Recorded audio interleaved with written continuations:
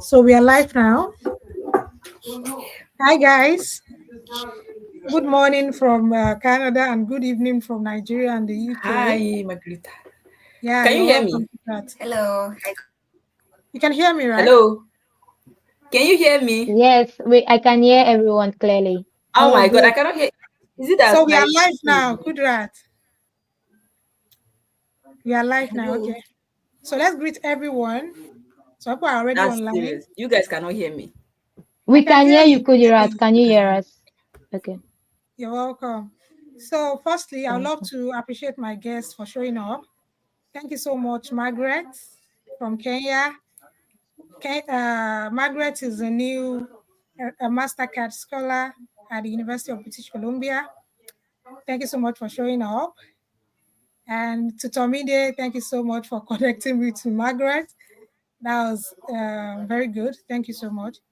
To Kudrat, thank you so much for showing up. I know you guys are very busy, and I appreciate you for your time and effort to share one or two tips that can help prospective Mastercard awardees. Because I think that's very good. Not everyone will be willing to share their time or share some tips with upcoming awardees, but you guys willingly accepted my invitation. That means a lot to me. Thank you guys. So let's start with the introduction. I think I have Olatomide's name as the first name on my design. So let us have you, Olatomide. Let's know you. Thank you. All right. Good morning. Good evening, everyone. Depending on where you are joining from, my name is Olatomide Ojajene from Nigeria. I'm currently studying Masters in Sustainable Forest Management at UBC, and also I have a bachelor's degree, undergraduate a degree on forestry and wood technology from Federal University of Technology, Akure. So thank you for having me here. So where are you from in Nigeria? Yeah, I'm from Ondo State, Nigeria. Good. Thank you for showing up. So Yeah, Margaret, you're let's welcome. know you. I don't know if you can hear All me, right. but So I can't hear anything. Ha, really? We can hear you. What's wrong with that? Let me chat. Okay. So Margaret, can you hear me? could you write? Can you hear me? Yeah, clearly. Let us go on with your Okay. introduction. Yeah, thank you. Okay. Your So name, my yeah. name is Margaret. My name is Margaret Wanjiku Wanjiru. I'm from Kenya by birth, born there and raised there. For my undergraduate, I did a Bachelor of Economics at Kenyatta University. It's one of the biggest universities in Kenya. And at the moment, I am doing a Master of Food and Resource Economics at University of British Columbia under the Faculty of Land and Food Systems. I'm happy to be here, and I hope I'm going to give insights that are going to help you in your journey. Thank you. Thank you so much, Margaret. But I think Kudrat can't hear us, but we can hear her. I don't know what's happening with her. Maybe she needs to switch to phone. We need to give her a little bit of her own time too. I'm trying to chat with Kudrat so that she can switch to the phone. But I think we can still go on. We can still go on. So let's go straight to what we are on today. Let's start with Tomide. Tomide, what are the things you think the current Mastercard applicants should put in mind when applying? Yes. All right, thank you so much, Kudirat, for that question. First of all, we all know that fully funded scholarship is very, very competitive. Good. And for you to get the scholarship, you need to, first of all, you need to know what you are and how you can explain what you are. So I'll just go through my scholarship journey, and then using the journey, I'll be able to like chip in one or two things on what scholars should expect. So I think I graduated in 2019, and that's since that 2019 to date, I've been pursuing scholarship. A lot of people might know about my story. I've been pursuing scholarship, and I was not getting it. That does not mean that I was reluctant and I did not do anything. While I was pursuing this scholarship, I was building my capacity like volunteering experience, doing a lot of courses online, and also doing work relating to the field of study I was targeting for my master's. So I had this mindset right from the one from studying sustainable forest management or something on climate change and sustainability. So I was doing work, like I was volunteering for works that are relating to this particular field of study. So the first thing I would advise scholars to do is go through the school website, go through the scholarship website, and then look at those programs, know the requirements, know your skills, know your leadership experience, because it's not about the bachelor's degree, it's not about your first class, it's not about your second class, it's not about your third class, it's about your capacity in the sense that, okay, aside academics, what is your leadership experience, what is your skill set, have you worked as a leader, are you a transformative leader? They have to bring transformative leadership.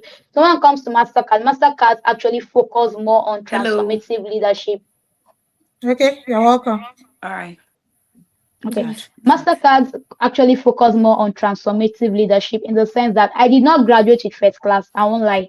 I did not graduate with first class, but a lot of capacity I built over time. I think that's one thing as a scholar you should look at. Apart from your academics, please try to focus on your leadership experience, what you have been doing, your work experience, and how you can channel it. So when you're trying to channel it, I also advise you to be real. You should not just, okay, fine, AI is not taking over the world, but you should not just focus more on AI, but you should be very, very real. If you are using AI, there are ways you use AI that shows that it is actually you that did this stuff. So you should be very real with what you are doing. In your essays, be very real. If you are what actually worked for me, I think what actually worked for me was the fact that what I did different in this scale application was the fact that I was backing everything I was saying in my essay with evidence.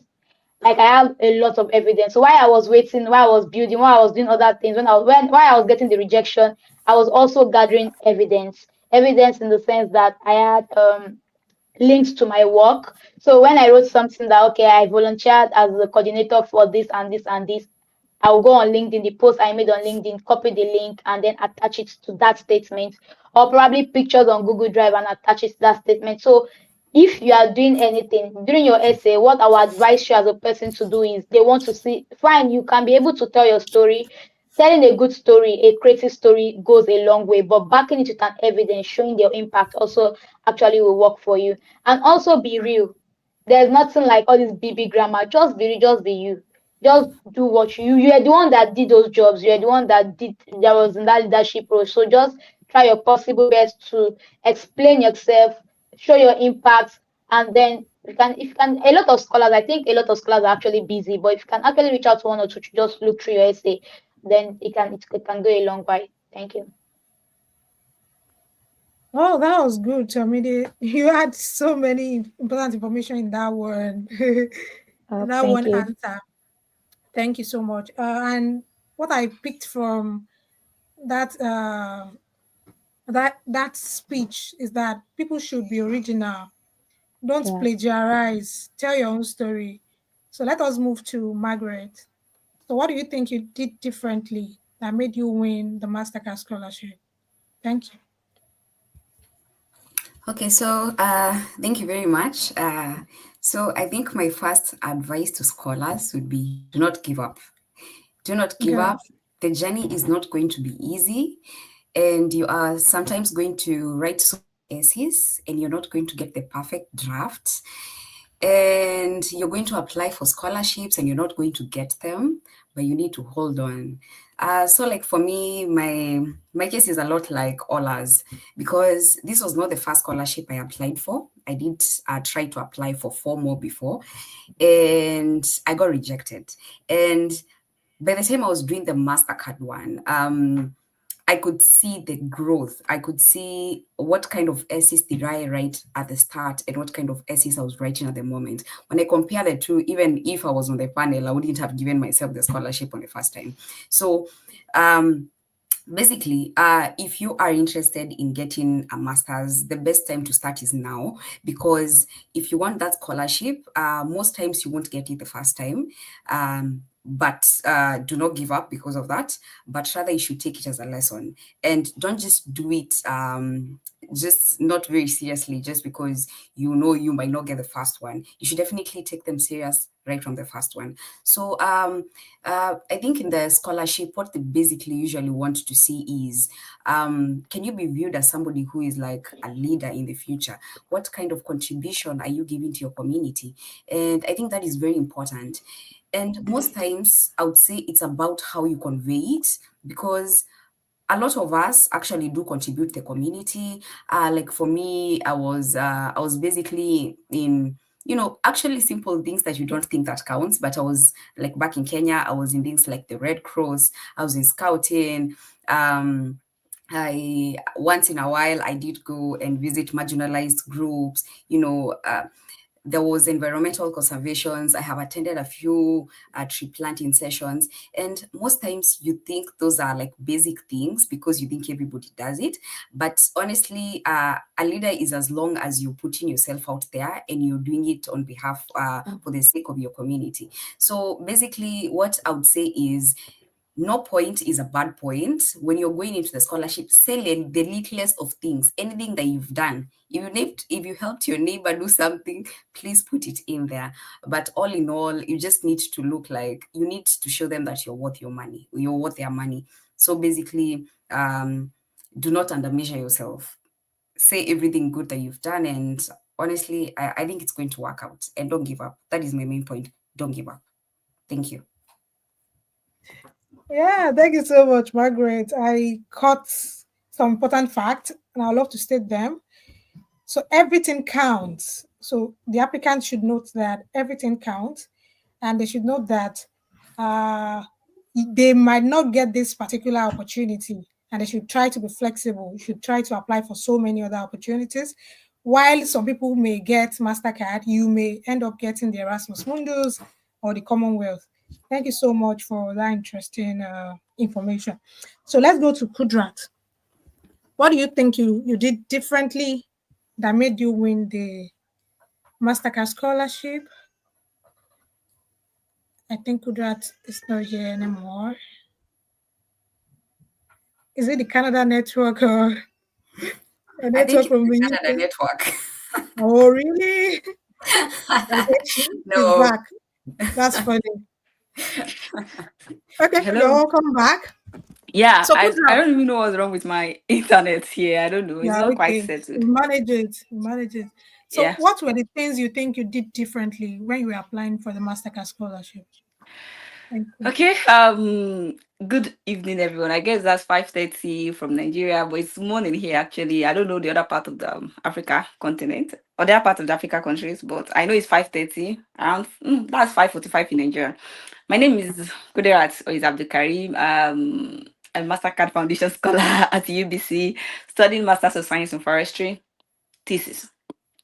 I had my undergrad at Bayero University, Kanu. Yeah. I guess that's pretty much of an introduction. Or And is there anything I you are need to from add? where? You're from where in Nigeria? Okay, I'm from Kogi State. Yeah, I'm from Kogi State. I'm from Kogi State. Yeah. So let's Is there go with the anything, or can I question now. proceed? That's okay. With the Yeah. for the Okay. introduction, that's okay. So let's go to the question now. What were the things you think you did that made you win the scholarship? Thank Okay. you. I've been listening to Margaret and Ola. Look, they have a lot of things to say, but in my own case, it's quite different from theirs actually. Mastercard is the first application I will submit. It's the first scholarship application I'll submit, and yeah, I got it. But what do I think? Okay, in my own case, the journey did not start today. It might be the first application I'm actually putting out there, but to me the journey did not start today. During my undergrad, I always have this passion that what's the next step ahead? If I finish, what am I going to do next? Then I have this kind of thought. It's not like, yes, I should say it's thought. Yeah. And yeah, that I really want to go for my master's and this is what I want to do. And this is the school I want to go to. That's just it. So I've been working for it. I just like they have earlier mentioned, I engage in a lot of volunteer activities. I organized one, I led, I did a lot of a couple of volunteering activities, then leadership experience. Yeah, I think I have quite a few as well. Then yeah. So when it's time for me to write my essays about Mastercard, I was actually putting myself out there, just like Ola mentioned. No, Margaret, don't undermeasure yourself. Yeah, I did not. It is my work. So when I was relating it, it is what I have done so far. Like I am the one that did my work. Like this is the reason why I did the work. I put it there that if you're writing an essay, I feel what I did different was that my essays were connecting. I was talking about problem. I was talking about my effort to solve this problem. I was talking about the impact after this is what happened after I put myself into it and try to solve the problem. This is how far I've been able to go on with the problem. Everything is more about what is the cause, um the impact you've made and all that. So everything you are doing so far, just make sure to document it. There's no even I feel like if you're the one that do the and you're out there at the feed, you will not you will not be short of words to write. Yeah, you definitely have something to write because it's your work. You're the one that have done it. You have been in the feed, and you will know what to write. So if you are writing an essay, I would advise you to make sure that they are connecting. Don't start something like make sure that your essays, the paragraphs, they are connecting with each other. Another thing I would like to add is yeah, mentorship. Just like Ola said, yeah, it's quite hectic here.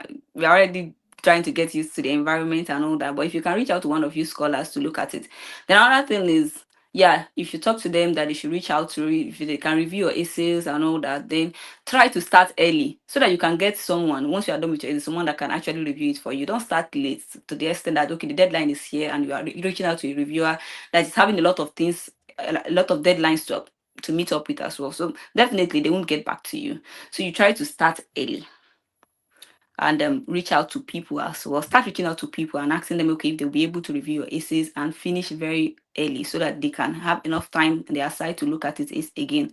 Then I have this feeling that if you do a good work, you will know. Yeah, if you're writing something that makes sense, if you take a look at it, you grade yourself that God, I know I've written something, and it will make it easy for the reviewer as well. Like they are just meant to look at okay the structure and everything. They are not the one that is going to write your story. You are the one that is going to write the story. The bunch of work is on you. They're just going to take a second eye at it and say, okay, this is what I feel is missing. This is what we should have. Okay, this is how it's supposed to be. They can even change the structure or probably sentences construction, but the story, everything is on you. So know how to write your stories. Like hype yourself. I'll emphasize it. Hype yourself. You're the one that do the work. You know what it is out there. So I think that's what I did different. And the fact that I have a couple of people like I watch a lot of YouTube video, and I would advise that you don't you don't reach out to people about information that is on internet. Seriously, you can't be asking someone that okay, what is this when the information is on internet and this person knows that you can get from the internet. So if it's information you can get from the internet, don't ask people. If it is clarity you're looking for, fine. But if it's looking for an information that is already on the internet, that's another thing. You give the person you're asking the impression that you're not really serious. If it's something that is on internet, try and do it yourself. Try and make the research yourself. The bunch of work is on you. As I've already said earlier, you have to go on YouTube. There are a lot of videos on YouTube as well. I have quite a lot of I watched quite a lot during my application because at some point I was blank. I don't know where to start from. So I had to go to YouTube. Okay, how am I going to write my essays? How am I going to construct? I'm not a writer.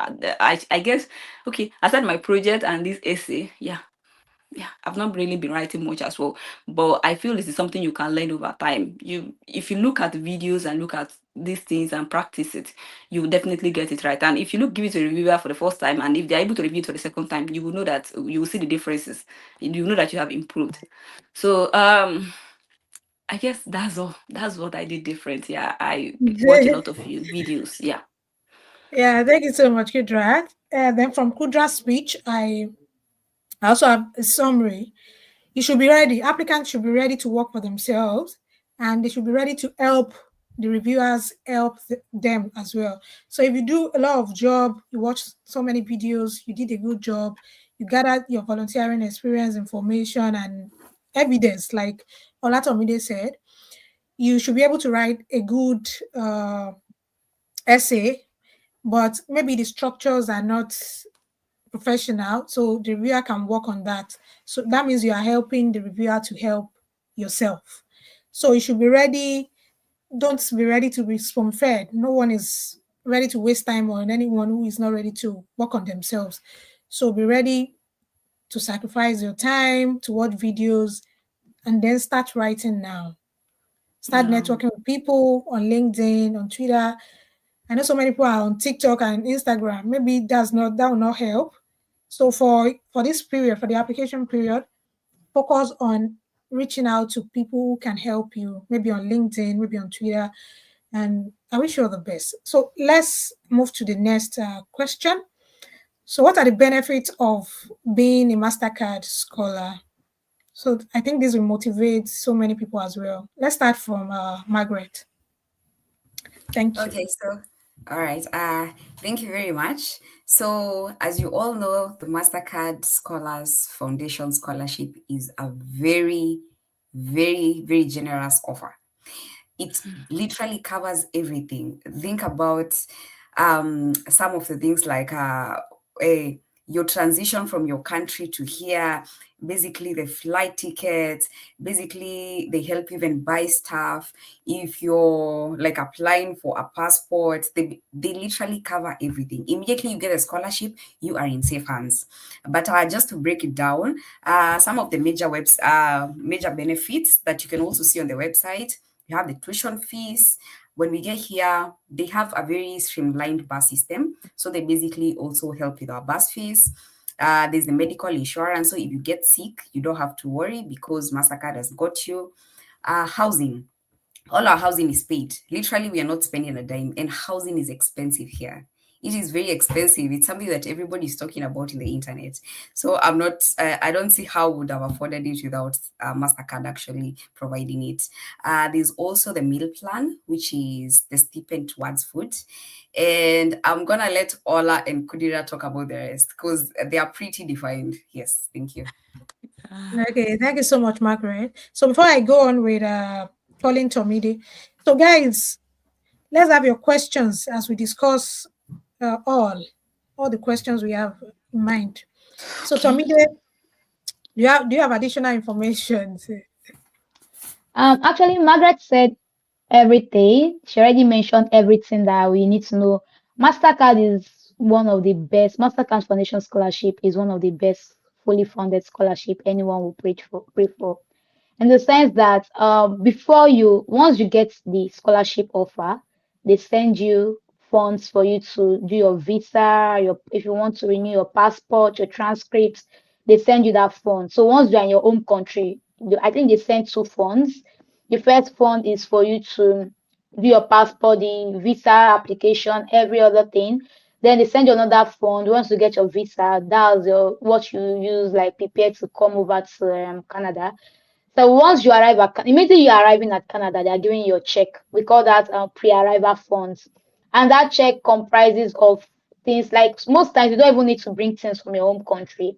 So that check covers, I think, the things that will make you settle down in the hostel before you start your studies. And aside from the check, once you come around, they give you cooking utensils, like you have a carton waiting for you, you have your pots, your bed sheets, your towels. So I think that other one, so if you're even spending your pre-arrival fund, you are not really buying most of the things like the kitchen utensils, your bed sheets, your duvet, you are not buying those things. And I think chopping board, knives, spoons, and all that. Also, we have the medicals are covered, the transportation is covered. As long as you are a student in UBC, you don't have to pay for transportation. You can go out once you have your compass card. The health is covered. Then our stipends, the housing too is covered. And looking at the amounts I heard about the housing is really expensive. So imagine that you are staying in the apartment actually is conducive. It's not that bad. Like the rooms are okay. And then aside the housing, we have aside the housing, we have sorry, my thoughts. No problem. You can make mistakes. It's okay. I'm trying to bring the thought. Aside the housing, okay, we have other things that then you have your stipend. Your stipends comes in monthly, like twice in a month, like twice, like once in 2 months. So that people will be able to spend you, and the stipend is kind of good because you are not paying for anything. The only thing you buy with your stipends is probably your food stores and all that. Then also we have books. They pay for our books, like the books in the sense that whatsoever your department wants you to buy, we also have funding for that. So we They just need to they know ask. you love books, so they give you books. Yes, Okay. so they don't give us good, they give us the money to buy the book. So it depends on you if you want to, why you want to do with your own Right. money. Then we also have if you want to learn anything, that's one aspect I love about Mastercard. If you want to learn anything, like if you want to learn driving, probably project, take a course, a certification, they have that funding for you. So you can be in UBC and say, okay, I want to learn, I want to develop a skills, I want to pay for something. Once you make your agreement and you pay for this thing, they'll refund you the money. We also have, aside from all this funding, there are this support that mentally you have support, career-wise. There are lots of programs that help you build your transition life, like life after UBC. You get to meet people, network. So aside from the funds, they have this system that actually make you feel inclusive as a student, and you won't at any point feel like they have these voices that you can actually walk up to for assistance. So I think Mastercard generally is very, very flexible. The funding is okay, the benefit is okay. Like you can easily transit after your program because once you are a Mastercard scholar, they're already preparing you for life after UBC. So it's a very nice program whereby you get to at the point, except you don't want to network, except you just want to be, you just want to seclude yourself from things. There are lots of things going on as a scholar in UBC that actually will help your life better. Thank you. Thank you so much. I believe it's when Margaret said, oh, I don't know if it was Margaret or Ola who said, Mastercard Scholarship is one of the best fully funded scholarship opportunity you can ever win. Yeah, that's true. Because I have a short video on my channel where I discuss 15 facts about the Mastercard Scholarship. Because I actually applied for this opportunity in 2019. I got to the interview stage, and I also applied in 2020. I got to the interview stage. So I understand everything about this application. So that was when the funding actually finished before it's opened again 2 years or a year ago.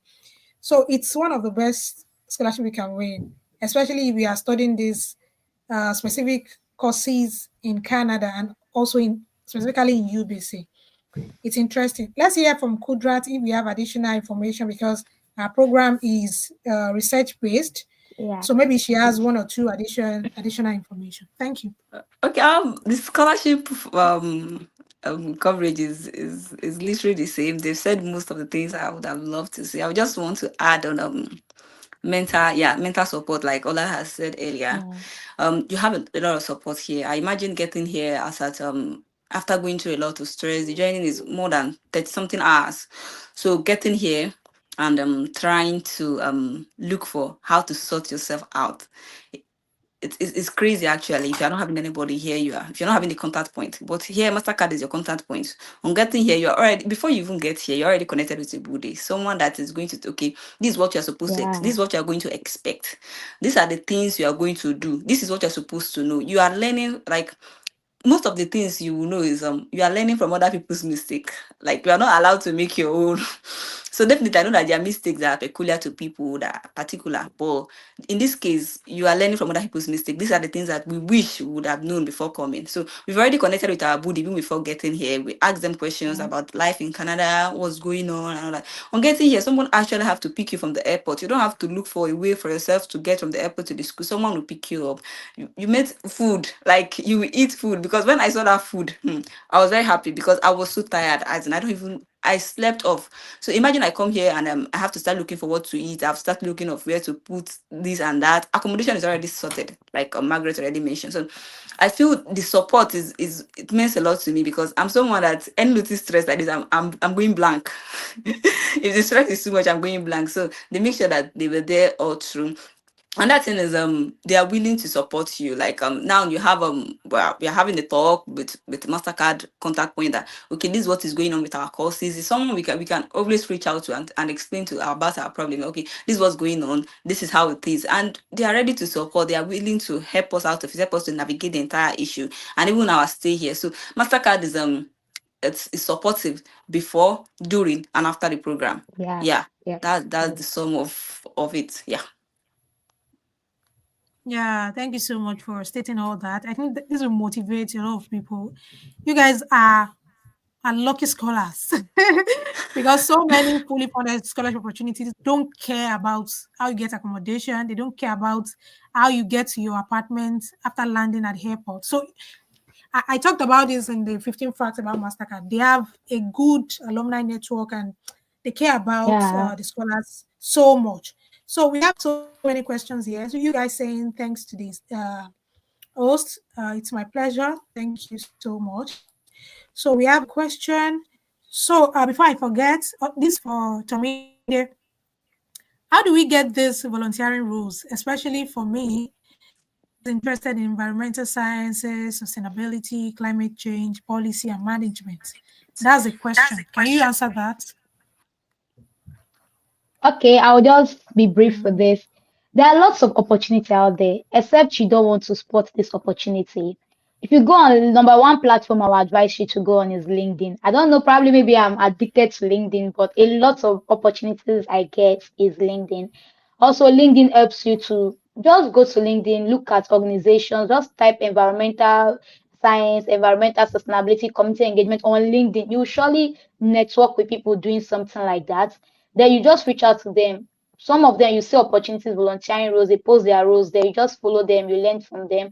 Then also try to go for conferences. If you are not the type that can actually network on LinkedIn, just always look out for all these conferences. Then those conferences can help you when you attend there. You can network with people of like minds, get to know them. Even some of them that have organizations, you can tell them, okay, I would like to work with you. Even I just want to help you. I just want to volunteer with you. That one has a trick behind it because you have to know how to pitch. This, people always say you have this your 1 minute pitching speech, whereby once you walk up to someone, just know how to pitch that person so that the person, okay, this person knows what he or she is doing and willing to give you the role. Also, I would say that a lot of you can't tell me you're in a place whereby a lot of organizations are doing what you want to do. So you can actually like to volunteer with those organizations. You can message them. You just reach out to them. Basically, you're just reaching out to them. You spot the organizations, research on them, and then you reach out to them. Since it's volunteering role, they want to give you that privilege to come and work with them. From there, you can get your experiences. Thank you. Okay, sorry, I would like to add on what Ola said about volunteering. I Okay. feel that there are millions of volunteering opportunities out there that Yeah. you can apply for. But what actually comes down is what is your interest? What do you want to do? So once if there are millions and you are having an interest, then it will streamline it down to a few thousand. And you still come down to your the ones around you in your locality that you can actually volunteer for, the immediate ones around you. I guess it will take it down to 100. So it will be easy for you to pick from those things. If you have an interest, you will know where you are going to. That is it. And like she said earlier, LinkedIn is a great resource. Like, it has helped a lot. Another thing is, don't keep quiet. Learn how to reach out to people. If you Yes. feel you're interested in their call, in what they are doing, you can just send a message that, okay, this is my name, this is so this. Explain the reason on the first chat. You don't go there and tell them, hello, how are you doing? Many of them don't even have time to look at those things. They have busy schedules, a lot of things on their tab. So you tell them, okay, this is my name, this is what I have seen, this is my skills, this is my skill set, and this is what I would love to do if you are giving me the opportunity. And volunteering opportunity is pretty one of the work you need little to no experiences, because they Uh, want to grow you, they want to grow with you. Like, okay, this is what I want to do, I want to learn and all that. So I feel if you do all those things and couple with what Omide earlier mentioned, you'll definitely see something to do. Yeah, it's not that difficult. I would also like to add something. You don't need to look for organizations for you to start these roles. Me personally, people that knows me know that I'm this one man mopo, like I'll call myself.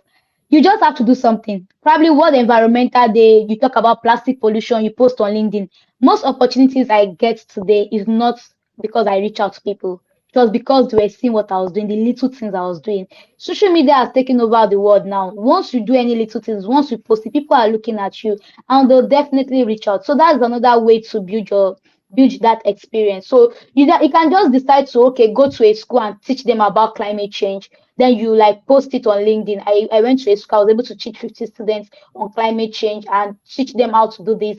Then you post it on LinkedIn. People are looking at you, and that will also help you when maybe you now spot an organization you want to work with. When they go back to your profile, they see that, okay, this girl has been doing something, or this guy has been doing something relating to this field, and they will definitely want to give you a chance to work with them. Thank you. Yeah, thank you All so right, much. So I you think I'll guys, also- yeah, I wanted to call Margaret because I know she's not really into LinkedIn, but I know she will have a lot to say. Yeah, thank you. Kudirat, I would like to add on to something on top of what they have all said. I agree with everything they have said. And I think what I would like to clear is there is nothing like a perfect candidate for this scholarship. And I know there are some people in this conversation and they're wondering, so I have not done this and this before, but this is something I would like to transition to. Like in my case, I was in banking for a long time, for more than 3 years. So at the moment, I'm doing a Master of Food and Resource Economics. In my undergraduate, I did a Bachelor of Economics. But now I came from another graduate of Bachelor of Economics. I joined the banking sector. I was there for a long time, which means my career kind of took that kind of path. And so I was trying to, in the application, I was like, okay, how exactly do I even connect my current work experience to the fact that I want to actually get into food and resource economics? Because clearly banking, food, resource economics, there is definitely no connection. But when I say there is no perfect candidate for a certain course, because like in this whole program, there are people with working experiences. There are people who do not have working experiences. There's somebody who's been in that exact a perfect definition of what the course requires, and there's somebody who's not. But I think it's about how you connect the dots and show your interest. And also on the side, other than the fact that you have responsibilities, maybe in your current job, what were you trying to do to make sure that you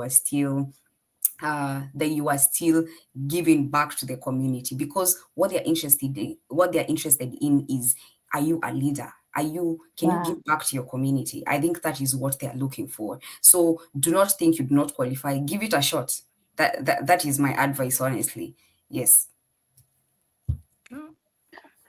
Thank you so much, Margaret. So you actually have different interests, different work experience and all. That's interesting. We have another question here. Talking about the essays, the questions for this year have not been released. So how can we start practicing? And let me talk briefly about this. I said I've applied for this particular scholarship in 2019 and 2020, and I discovered that the question remained the same last year. I don't know if they'll be changed this year, because everyone's story is unique and different. I think that's why they keep repeating the question. So you can start with that same question this current awardees answered last year. So let's hear from Tomide if she has anything to say about this. Okay. Tomide, are you there? Yes, the question again, sorry. Do you know if the question changed, the essay questions? Do you know if they changed over time, or Okay, they'll be the same thing for these years? I can't give a definite answer for that because Mastercard, this is my first time applying for Mastercard scholarship. But for other scholarship that I've applied for, I don't think they changed their questions. But I think for McGill, I was hearing something about McGill, that McGill actually changed their questions for this year application. So they should actually look at it. Probably, like we have scholars, like we say, reach out to scholars and ask them that, okay, what was your question last year? Then it might, even if they change it, might just be a little tweak or something. So it's still the same thing, but maybe you just add one or two or remove one or two. So you just have to it's still something that you can just do a rough draft.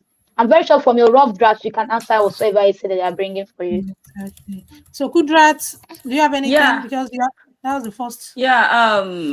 Okay. I applied for my guild last year. Yeah, for my guild last year, and I saw the essays this year because I actually look at some, and the essays are quite different from what we did last year.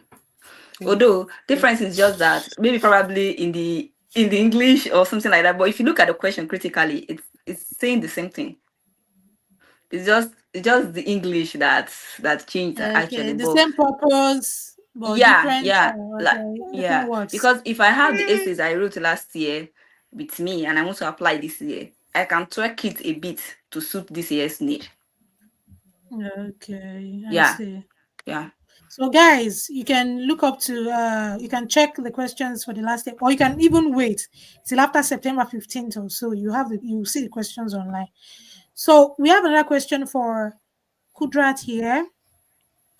Concerning what Kudrat said about learning online, it can be overwhelming, and I don't know how to start my essay yet. I would appreciate your recommendation on that. On that, do you have any Okay. sites that you can recommend for people who are trying to learn online?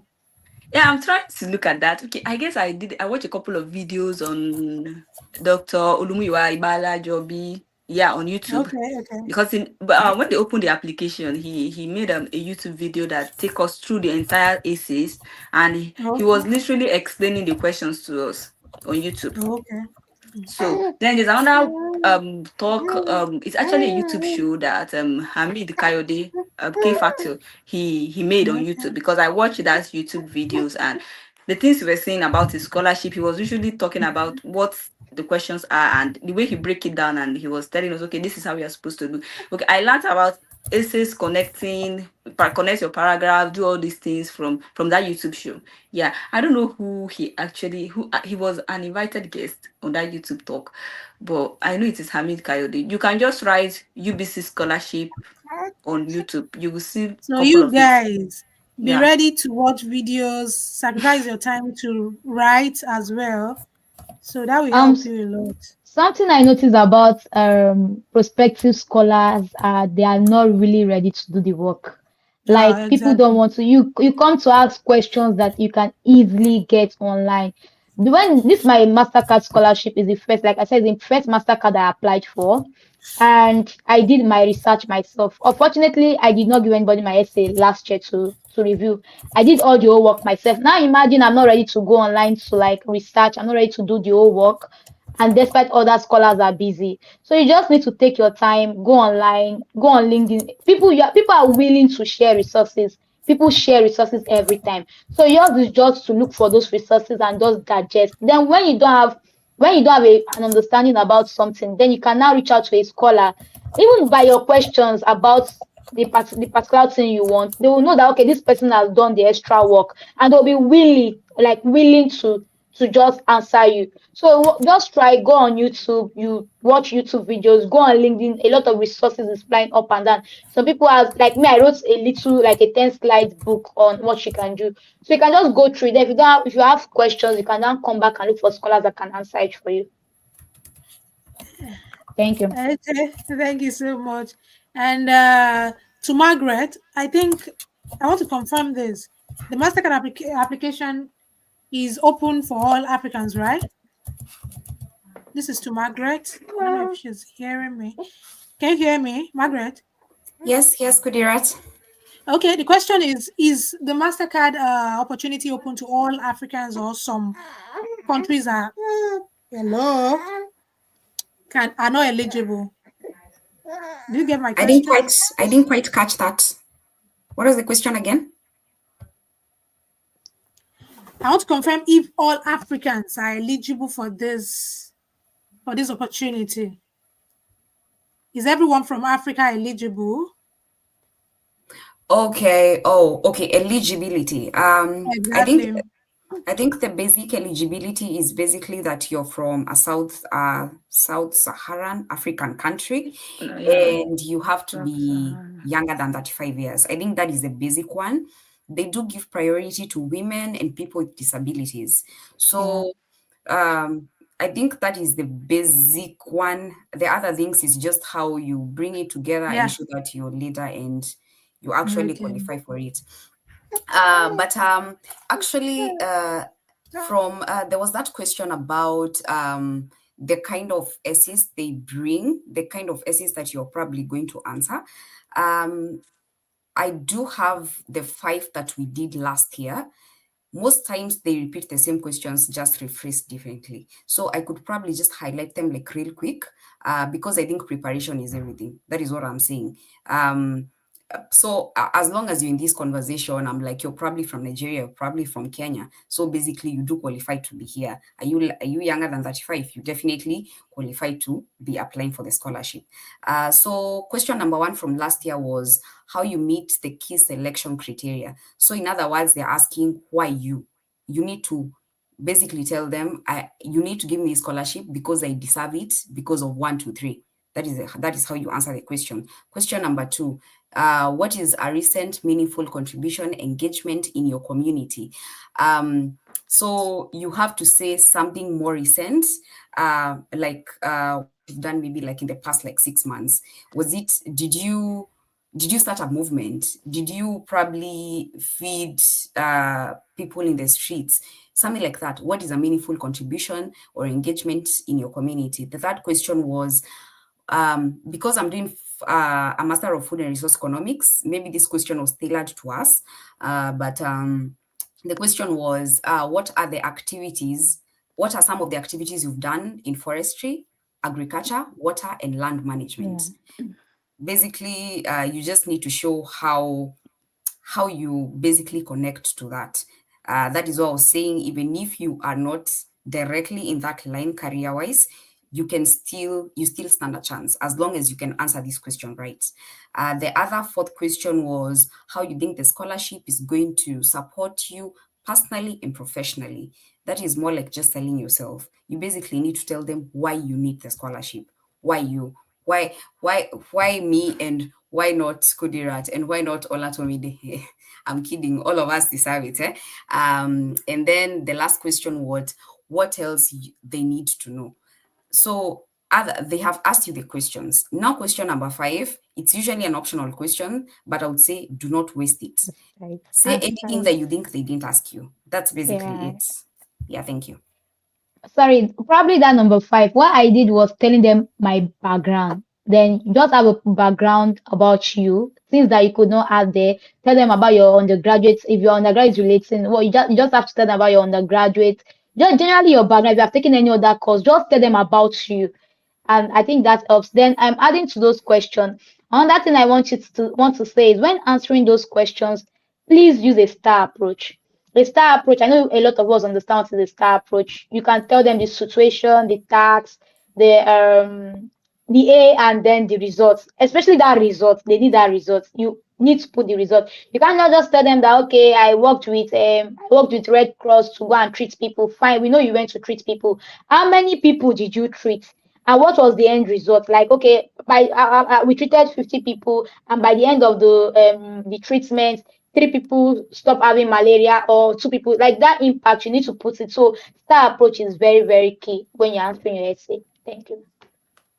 Okay. I guess I please take that. Do you have any other things, that additional comments? Take it seriously, because in my own case, I almost leave it blank. But thank God, I have a mentor that is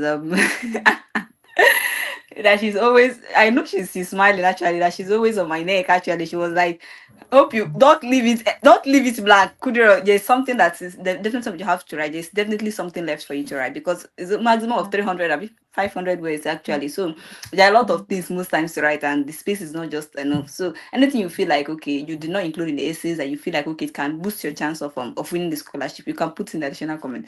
Please don't leave it blank. Yeah. And sorry, I would like to chip in something. Sorry.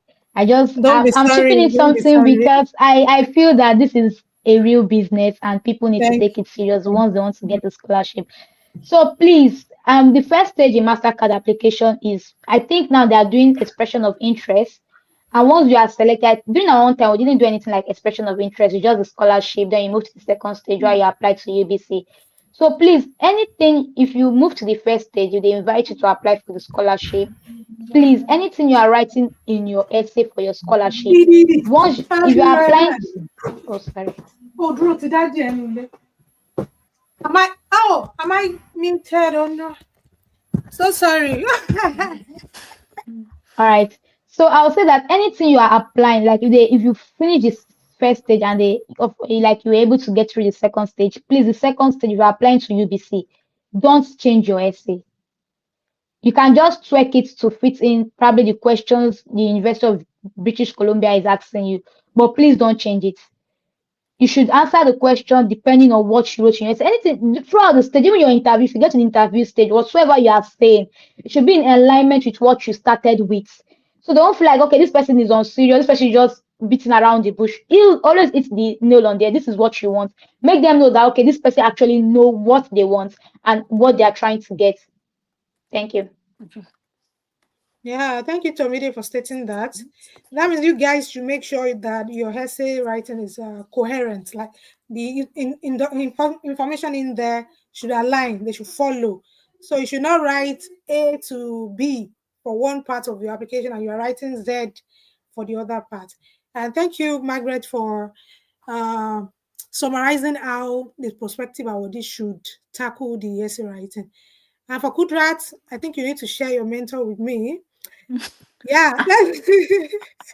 If I say something here, probably they will come for her.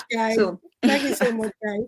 So we have another question because I know Tomide is married. We have a question for a married person here.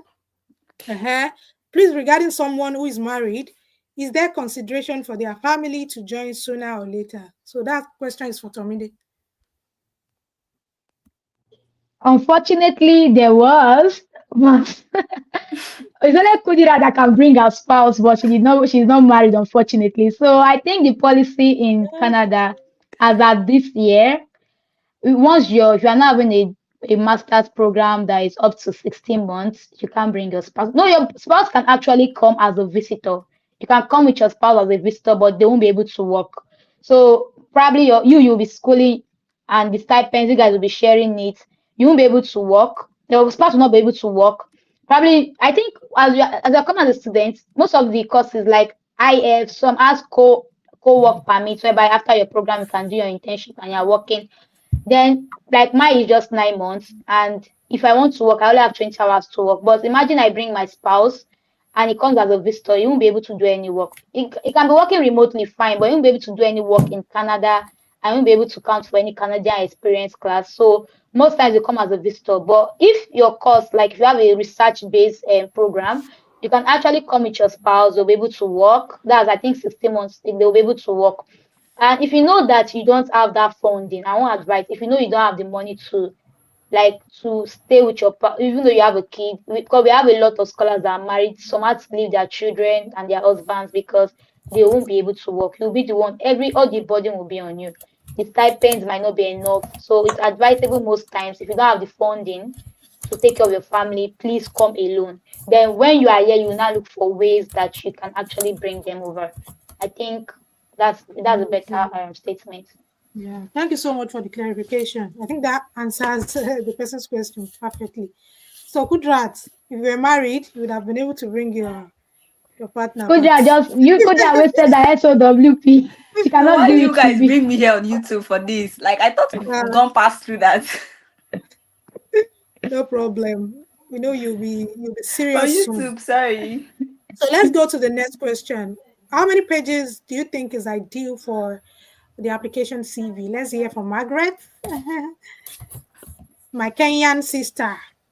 Yeah. Talk to me, Kudirat. What's up? So, how many pages do you think is ideal for the application CV?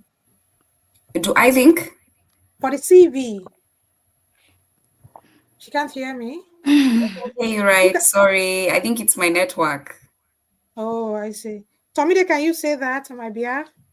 Maybe she can. Okay, for the CV, when I applied to Mastercard, like the Mastercard scholarship itself, mine was 7 pages. And I had to like even merge it. I actually used 7 pages. But if yours is not up to 7 pages, just know that your CV should just be professional enough.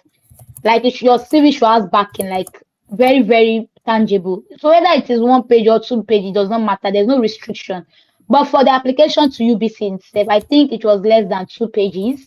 So I had to like summarize the 7 pages CV I submitted to Mastercard and make it 2 pages. So you should also look at the criteria. Most times they'll tell you, okay, CV should be less than 3 pages, CV should be less than 4 pages. So you just look at the criteria. If there's no limitation, please, whatsoever pages your CV, in as much as it's professional enough, which is your work, it's your experience, please put it there. Then if there is restriction, please follow the restriction. Thank you. Okay. Thank you so much for that, Tomide. So the basic thing is try to follow instruction. If you have a specific number of pages for your CV on the website, please follow strictly. So Margaret, I was asking if you have any clue on how long the CV should be. How many pages was your CV when you applied? Yeah, that was the Okay. question. All right. Okay. Thank you very much for repeating the question. So, my CV basically was about just 2 pages, and I tend to think that the CV is about how you nicely display what is in there, and the quality of the CV. So Yeah. that's a very hard question to answer, but I would say 2 pages is a decent size. Just don't, 1 page looks like you're joking. Honestly, it sounds like you don't have a lot going on, but 2 pages is fair. And don't do 4 pages. 4 pages is, nobody has the time to read 4 pages, honestly. So 2 pages, 1.5, 2 pages, 2.5 at most, that is decent. Yes, I think that is what I would say Yes. about the CV. Let me see. Okay, I think my connection is not that good. So some of these questions you have answered, but I can just touch on a couple. There's somebody who asks, is the essay replacing the SOP? The answer is no. The Mastercard scholarship is designed in stages. So there's a time when you're going to do the 5 S's. At some point, they're going to tell you to send your statement of purpose. So all these things you're going to submit, but you need to take each thing as a stage. If you take them all at once, it's going to be very overwhelming. But the best thing about the Mastercard scholarship is it opens in stages. So like right now, you should have already applied to be in the first stage. If you get in, you'll be sent for an email, and then you're going to be welcomed into the second stage. After that, they're going to tell you, maybe write the 5 A's, like the ones that I actually talked about. You do that. After that, they will now forward you other things to do. So just be on top of your game. That is what I would say. You are not mandated to go back to your home countries after graduation. One of us has already mentioned that, but that does not mean that you can stay here for 2 years. Like at the moment, most of us have a study permit of about 1 year and 3 months more, Yeah. around 15 months, which means after you finish with school, you have a couple of months to basically figure out, maybe try and seek employment. And after that, you can definitely renew your permit, maybe not as a study No, permit. Margaret, Yes. for that, let me just chip in something. So once you have that 1 year, some people have 1 year, 3 months.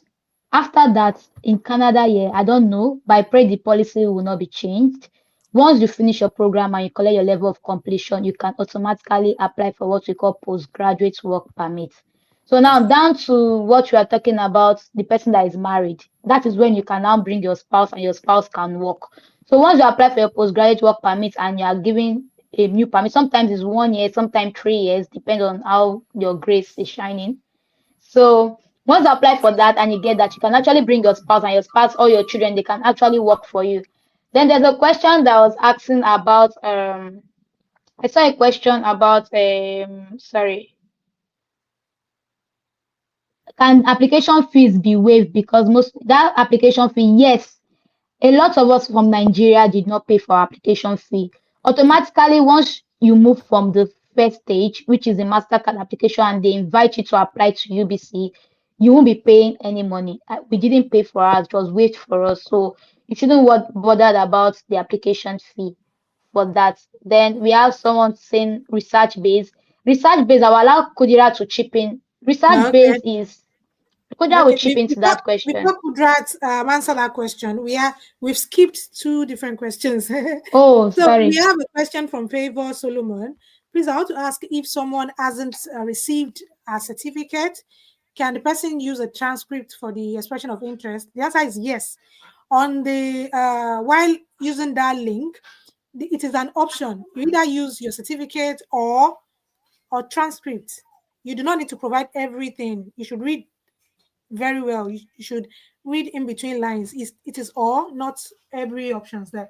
So the next question we skipped stated that sorry, in addition to that, I was not having my Okay. certificate when I actually applied for the transcripts. Thank I was you. just having statement of results. Although if you know you are graduating and your result is going to be ready by, because I sent my transcript to UBC in February, ending of February. So by then my result is already, my certificate is ready and everything is set. But if you have a transcript, you can use it for now and then. If you have statement of result as well, you can use it. You can also put a waiting if you know your results will be ready before then or something like that. Yeah. Thank you for the clarification. So the another question is, the essay word limit is 200 maximum, and please make sure you follow instruction. Make sure it is not 302 words. So how can one fit every thought within that small word limit? Start writing now. That's my advice. So that Do a rough draft. The first, you can do 10 pages as a rough draft. Exactly. From your rough draft, you can get that 250. I want to say that you can get that 250 words. Like from your rough draft, just do a rough draft. You know the funniest thing? For some opportunities, you find the character limit to be 500. So that means that the word is not even up to 300. Yeah. And you can pack all your information in that small space. Do we have And I anything also want to. Okay, Margaret wanted to say something. But I think our network is not cooperating. Margaret, Margaret, you wanted to say something? Oh, she can't hear me. She can't. Okay, so Margaret, are you there? It's like she's moved. It's like her network is not cooperating. Maybe she should just log Let's out. hear from Tomide. I'm having the same issue here. Also, one thing I'll say, something that actually helped with the essay. The thing that actually helped with the essay is you have a lot of experience, and I know you want to put everything down. Trust me, you are not wrong. You are doing the right thing. But please pick those experiences that relate to the program at the moment and let them be your priority. One thing that actually worked for me is having a three-body essay writing. The first one is my introduction. The middle one is my body of context, like normal way you write formal letter, and the last one is my conclusion. So most times I just like, okay, I am writing to express my interest, give the brief introduction, then the body of the letter, why I want to do this, or my volunteering experience, the experience that leads to this impact, then conclusion. So that actually will help you. But first thing, do your rough drafts. After doing the rough drafts, then you can tailor it down. You can just pick only one experience out of 1,000 experience you have. The only thing here is how you tell your story, the authentic way of telling your stories, showing your impact. So whether it is just one experience you're talking about, just do your best. Let that experience fit in that 250 essay, a 250 words essay, and make sure that it comes out very, very good. It's irresistible. Thank you. Okay, thank you. So I would like to add to it is don't I don't know how to say, maybe I should just put it this way. Don't overdo it. Make sure everything is highlighted. Everything. Like, you're not supposed to explain, they are not asking to explain into details. Like for 300, they already know you cannot go into details. But make sure everything you want to say is captured in that 300 words. Like, you don't have to go overboard for it. Just make sure everything is in line, like the experiences, what you've gone so far. Just touch on it. Don't go into details, because the 300 is not even enough. That is it. But you have enough time to express yourself later. But for now, just stick to the 300 words. Thank you. So, I think a direct entry student. Okay. We have anything for Margaret? I wanted to add on to something on the same, everything they have said. And I would say, you see, like the way when you talk to somebody and you can tell somebody is interested in what you're saying, or whatever you're saying is something that has or makes sense.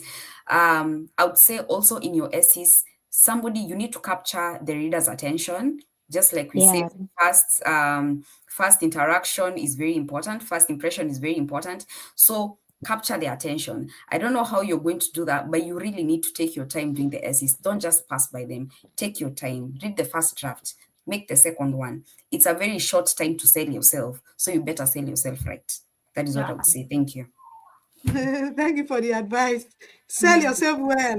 I'm telling you, it's very important. So another question we have here is from a direct entry student who was in the university for just 3 years.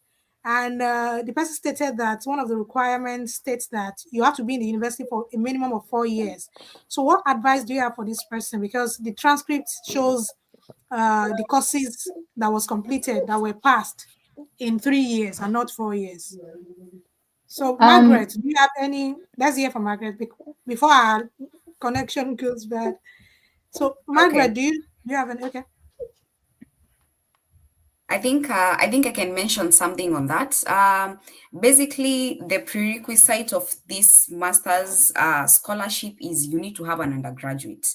Maybe you compressed it into 3 years, but was the course supposed to be 4 years? As long as you finished it and you have your bachelor's degree and you have your what are they called?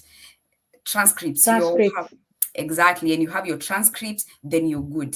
As long as you fulfill the requirements of the course completion, no matter how fast you did it, that is okay. You do not need to, it's not an issue that you did maybe 3 years instead of 4 years, as long as you have your bachelor's degree.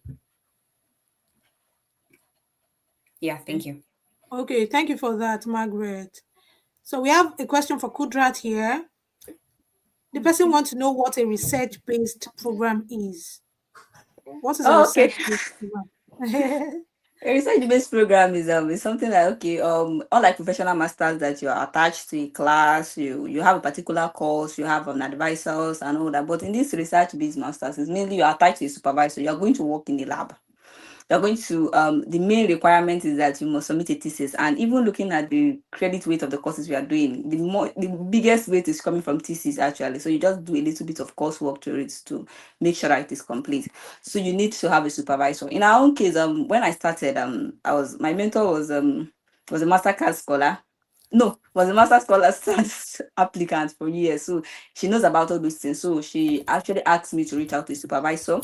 I started reaching out to supervisor around this August. Yeah, August. Telling them, okay, I want to work in your lab. Most of them actually give me okay, there is no space.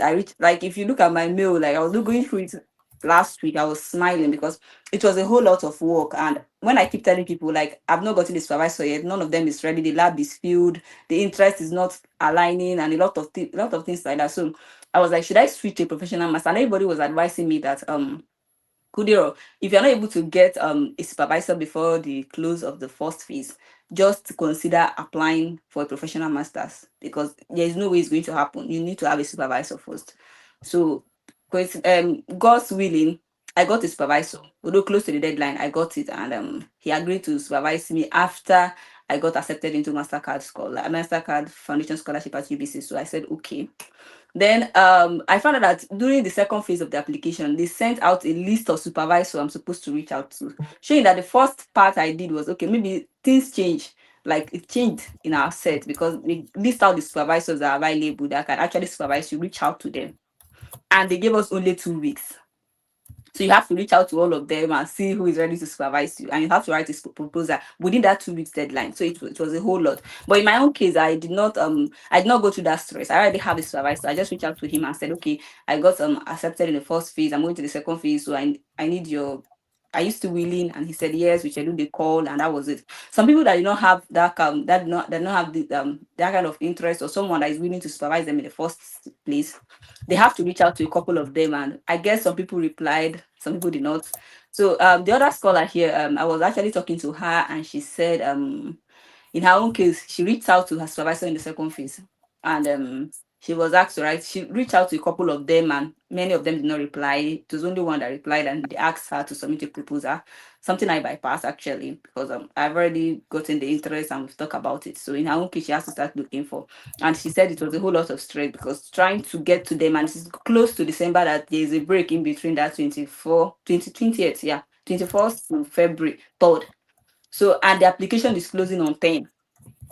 So you have anything you want to do, it must be within that 2 weeks. You must get their interest within that 2 weeks. And they are quite busy. You might send an emails, and they will not reply. So in this case, I would advise that, okay, probably you can be on the lookout, checking all their sites, anyone that caught your interest and all that. But the ones that will supervise you will be given to you by Mastercard. They have streamlined the process.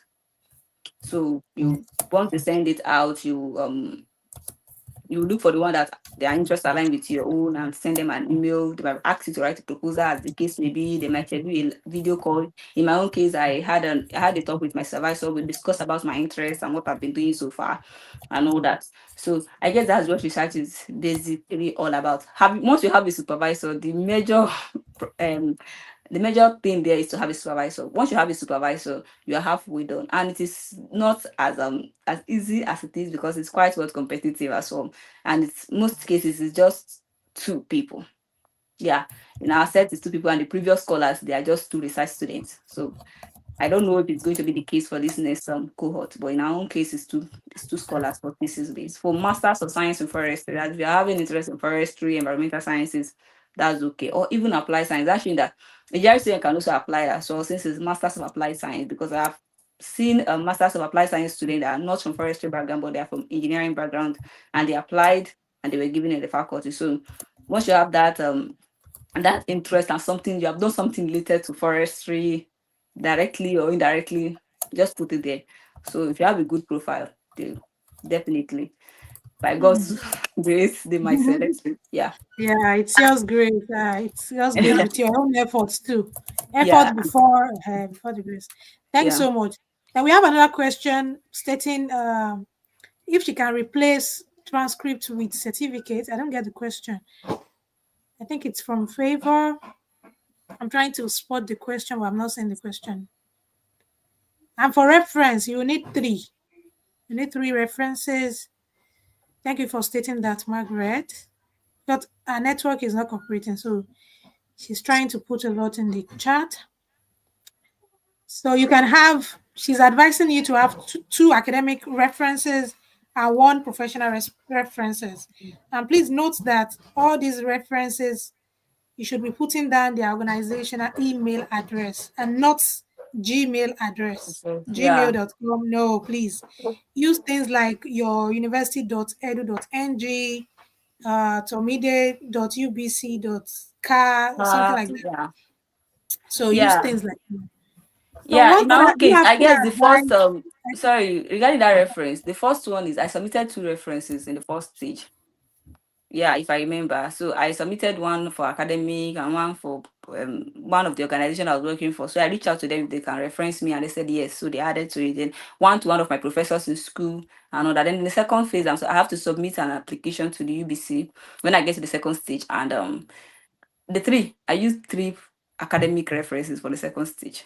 But the first stage, I used 1 professional reference because I reached out to the organization I was working with before. I don't even know. Maybe all those things added up to the reason why I got the scholarship. Okay. Yeah. I always say, everything counts. I think Margaret also stated that. So your reference letter, your academic document, your transcript, your certificate, your volunteering experiences, like Tomide already outlined, everything counts towards, because it is competitive. You can see the benefits, you can see the scholars shining already. And please, if you are, sorry for the references, if you are using anybody, be in a good relationship with that person. That also matters. During my own time, I think I did 1 academic and 2 professional reference, but be in a good relationship with that person. And if possible, if you can see what they are sending out on behalf of you, please try to see it. Because most people most times they won't be able to say the right thing. They won't be able to talk about you. You can even send your CV and tell them they should use your CV to write a reference for you. If you're in a good relationship, some of them will even tell you that, okay, what do you want me to submit on your behalf? So being in a good relationship with your referees are very, very important. Don't carry it and go and give somebody because, okay, this person was my supervisor in school. Your supervisor in school, it differs from someone that is a supervisor in school, but also like a father to you, like actually talk to. Be in a good relationship with your referees, and let them send out something good for you, because that alone goes a long way in the selection process. Yeah, I kind of, it resonates with me as well, because one of my referees, when I look at the references that they sent on my behalf, most of the things I was seeing in my essays, like I know, like they know me, I've worked with them for a long time. And everything I said in my essays, they were saying the same thing. It's not that I've reached out to them or giving them my CV. Like everything I said in my essays, they were also talking about it. Like there's a kind of synergy between the two. And I found out that in my there are things that my referees actually talked about that I did not even input in my essays, things I've done before. So I was looking at the essays, I was like, I've not actually done this. Like okay, I've done this, but I did not input it. Oh, look at it. Like it was a lot. Just be with someone that get reference should be someone that you're in a good relationship with. Not Yeah. say, okay, this person is a professor. It's the person must know you, because in my own case, I have only one professor. The rest, there, okay, I have one professor, one doctor, and the rest is my level coordinator. He's not a doctor yet, but he put out a good reference on him, because I've worked with him for years and he knows everything. So being in a good relationship with them is very important, because sometimes your references will have a long way to go. You cannot be saying Not another thing and sometimes, your always, references. always references is going a long way. Don't Always. go and say another thing. You're saying another thing and your referee is saying another thing. It's two different things entirely. So it has to be in synergy. It has to complement what you are saying. Yeah. Okay, I think I would also like to add something. Good. For the references, especially academic, you do not have to go the highest person in the faculty. You don't have to go for Yeah. the dean. You just need a quality reference. It does Mm. not matter whether it was a very recent lecturer that you got to interact with more. What you need is a quality reference. And as long as the the email address that is going to be used to send out the reference is the professional one, the Mastercard does not really care the position of the person who is writing you the reference. Of course, if they are higher or you've interacted more, that's better. But basically, it's a quality reference. And I would say you need to find references you can work hand in hand with, because you don't want to just propose somebody and then they just write it and then forward it without engaging you. Make sure that the stories align and they do not contradict. Maybe you said that you are maybe a chairman of a certain club in a certain year. Maybe you said it's 2019, and then the person writes that it was in 2023. You see, something is not adding up in between. So at least choose your references very, very carefully. I think that is what I would say about references. But there's a topic I think I might want to touch on, and I would say I know getting a scholarship is something very prestigious. It's actually one of the, now since we are all Africans, it's good to say that it's one of the easiest ways to actually just get out of your country and basically move abroad. Yeah, moving as a student is a very easy way of going, and especially when it's funded, it's even easier. But in the courses that have been selected, kindly make sure that you go through the course outline. Kindly make sure that whatever you choose is something that you like, is something that you love, because schooling system like here in Canada is absolutely different from the schooling system back in my country, Kenya, and most African countries. Honestly, we all have the same kind of system. Things are serious here. Things are intense here. But we have a lot of classes, we have a lot of assignments, Assignments, we are working labs. double the time. So do not just apply for the Oh scholarship. my God. Like Do not just apply because you you find want to do your You want to country. japa, you want to Want run to away. Japan. yes, you need to want to study, because you will study. That is what I I'm am telling saying. you, So you choose will. something you love. Deadlines. Yes, thank you. Thank you so much for stating that, Margaret. You do a Yeah. lot of work, free trips, and you have deadlines for everything. The lecturers don't Yes. care. Do everything. Um, You need to do everything. So and you So, have to aside be from you have that, to be ready. aside from that, as an African, you are doing two jobs. Two jobs in the sense that before you even try to hear what the lecturer is saying, then interpreting it, it's a lot. Let's just cut that one aside from this webinar this morning. You have to be ready. You should know that okay, you So want to be come ready. here. Because if you are coming here because only because you want to Japan, You want things to here jump, are quite you hectic. might lose it. Like Before after 3 months. You before might you lose yourself. I'm Eh? telling you, it's very easy to lose yourself that's here. very true. That's very true. Yeah. Like the education system is different from No, the it's one in thick, it's Nigeria we thick. are used to. So we have many questions. So let's try to answer them. Okay. do her referees have to be in the same field as our research interest? That's tricky. I don't know how to answer that question. But Um. check my channel. I have No, this video. You should check this video. I recommend it. It's on the live session. Please check the video. And I have so many other fully funded opportunity discussed. Next week Saturday, I'll be having a Swedish Institute scholar. I'll be discussing his own scholarship also next week Saturday. yes, exactly. So I look forward to meeting you then as well. So let's focus on the question. Can anyone answer that question? It's okay not to know. Okay. Okay. For that Okay. research, okay, maybe for that research interest, like I don't understand what's your research. You don't have an interest. Okay, you have an interest that you want to do as an interest, but you have the lecturers in your school now. I told you that I use one academic lecturer, and the lecturer is in such that okay, he has taught me before, and he was a sabbatical lecturer in my school.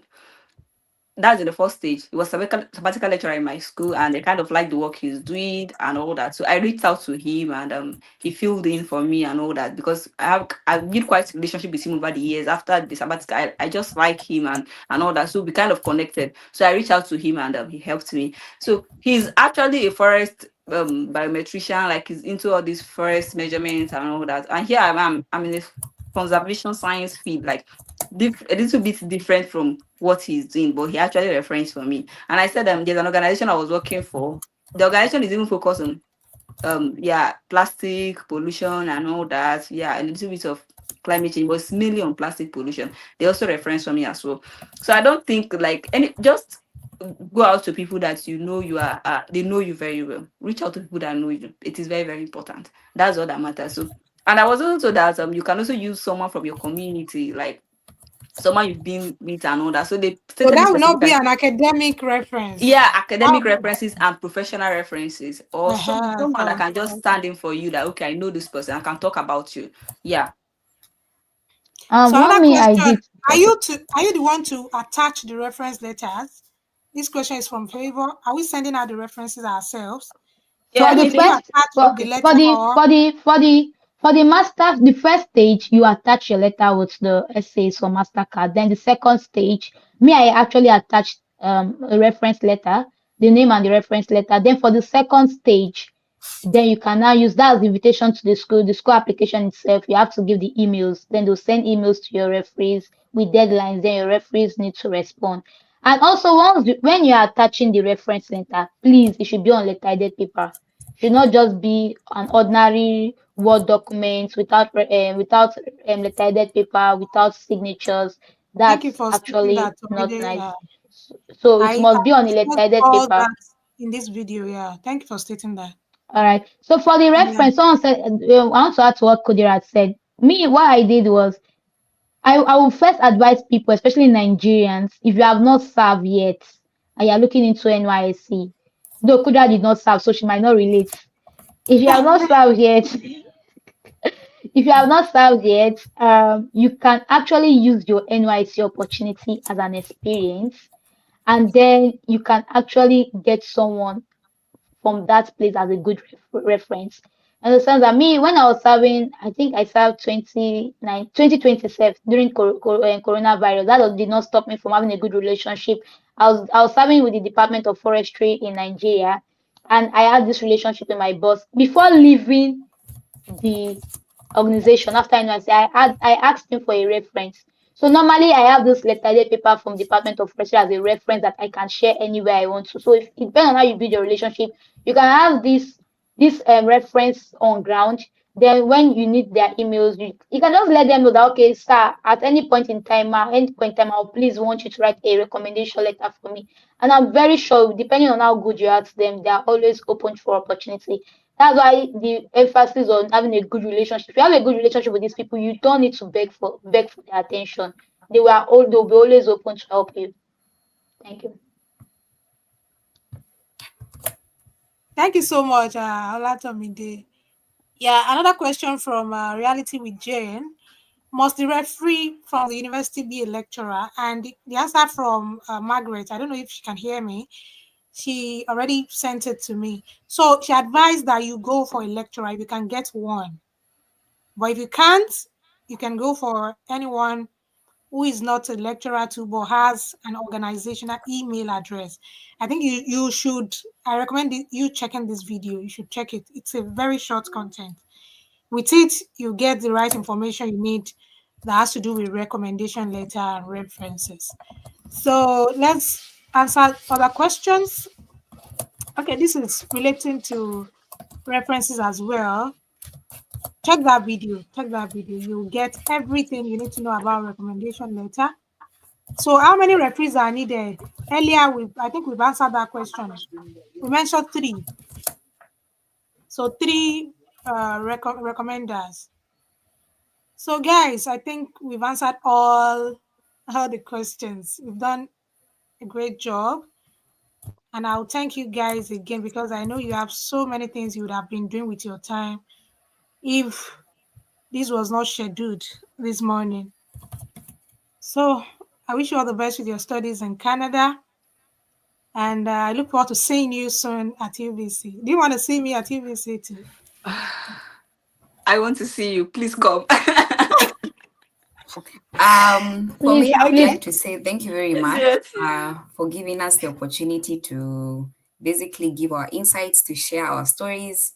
It was such an honor, such a blessing. And honestly, I wish every single person applying for the Mastercard scholarship the very best of success. If there's something that I would like you to take away from today, from everything that I've said, is do not sell yourself short. Go for it and just do the best that you can. Even if you do not get it, which I pray that you actually do, at least you'll have done your best. There's nothing else that you'll have done different. You understand? So be very careful in whatever you do. If it's in the essays, make sure you get it right. Do not leave room for error. There are so many people who applied. Like just to highlight, in our cohort, we were chosen 45 people out of 9,000 people. So imagine how many people are fighting for that same chance as you. So do not leave room for error. But all in all, it's gonna be well, it's gonna be fine. Just go for your dreams and make sure when you get the scholarship, you actually want to study. Yes, thank you. Yeah. Oh, that was good. Not to only travel, but you are ready to study because you will study. Yeah. Thank you, Margaret. Thank you so much. Tommy, do you have little advice for them? All right, I'll just say, Margaret has said everything. I'll just say that this scholarship journey is not really for the weak.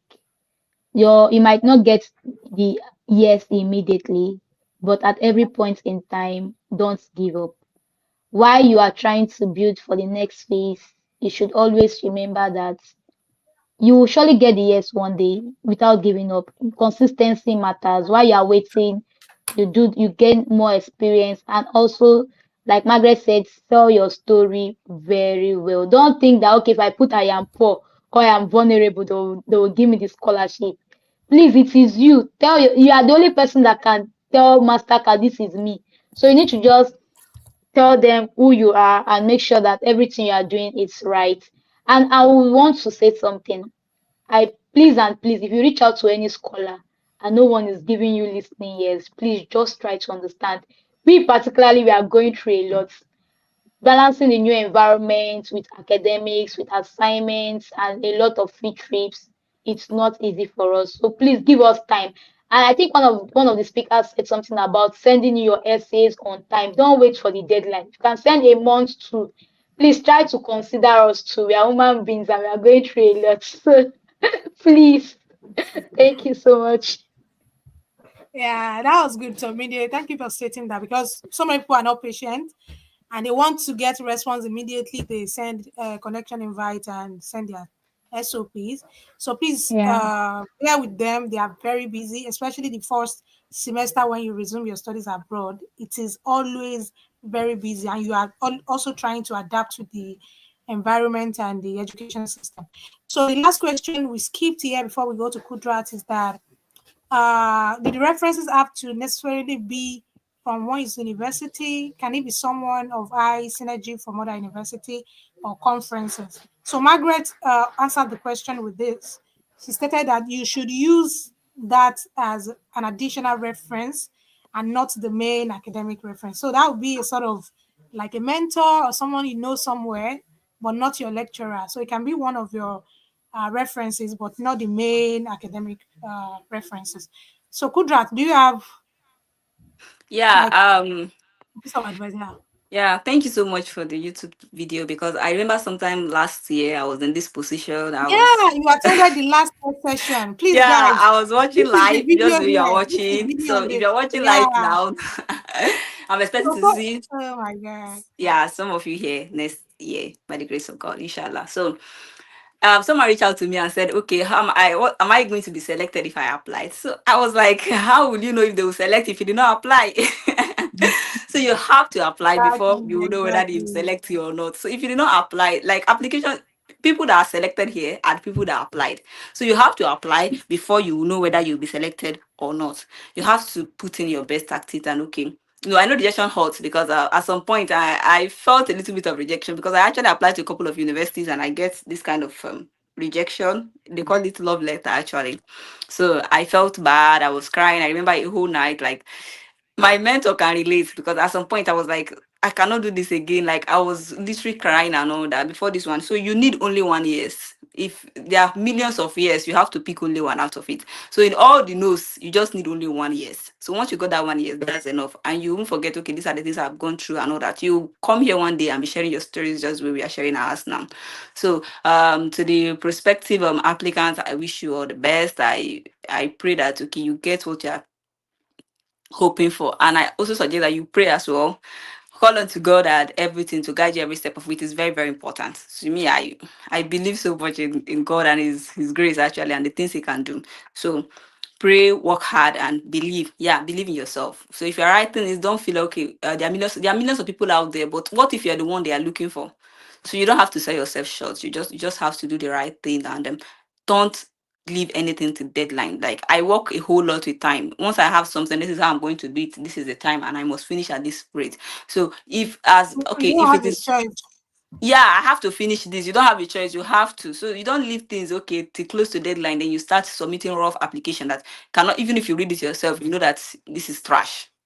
You have to submit something. You are competing with scholars all over Africa, sub-Saharan African countries, and they are up to 52 or more. I don't know. So you have to submit something that you yourself you'll be proud. Okay, I submit something good. If you do not get selected, you know that I did my best. Not that you submit application that is you are not even happy with yourself about it. So start early, writing, start reaching out to people. It can be quite healthy. It's busy. Even like I have a lot of people that already reach out. Okay, can you review this? Can you review that? You are not the only one reaching out. So you have to like I said earlier, you have to start writing early and start reaching out to people early so that they can actually fix you into their schedules. I know that. Yeah. I wish you guys all the best. Yeah. And I hope to see you guys in Vancouver next year. Yes, don't Oh, worry. that was We'll be beautiful. we'll be your buddy by there. We'll be the one helping you to transit. And yeah, so that's good. So before we go, I'll say that guys, please be flexible. Make sure you are applying for not just UBC. You can get UBC and so many other scholarships at the same time. For instance, I got two different scholarships in 2022. So I had the privilege to select. You can imagine Yeah. the vibe. So apply for more fully funded opportunities. There are so many already discussed on my YouTube channel. We have the Erasmus Mundus, we have the Chevney, we have Commonwealth, we have the Queen Elizabeth, we have the Russia Scholarship. We have more than 200 already discussed. So you have a whole lot of them. And make sure you are applying for those that align with your discipline or your past academic Yeah. experiences. So, Yeah, and guys, I I also wish like you a to blessed. add something. Okay? Please stick to this channel. Subscribe. Like I am advertising this to you Ah, because you need it. The host is actually my mentor. She's the mentor I was talking about. So you have to stick to her channel. She has a lot of goodies here, and you have to turn on the notification button because this channel has been very very helpful for me last year. Like a lot of things was easy because of this channel. So stick to this channel. Turn on the notification button. Once there is any update like this, so that you'll be the first person to know. Yeah. so this is a free advert from Yeah, Kudrat yeah, to you can Kudrat. call that. Thank you so much, Yeah, and I hopefully I'll see you guys in UBC soon. yeah. So, guys, Hopefully. wish you the best with your application. I'll see you next week Saturday for another session, and subsequently we'll be having so many other new awardees coming in the session. Thank you. Yeah. Yeah. Guys, Thank you yes. so much, everyone. Enjoy Bye. Canada. Bye. Bye for now. Bye, Bye. Margaret. Bye, Bye. Tomide. Bye. Bye. Yeah. It's good.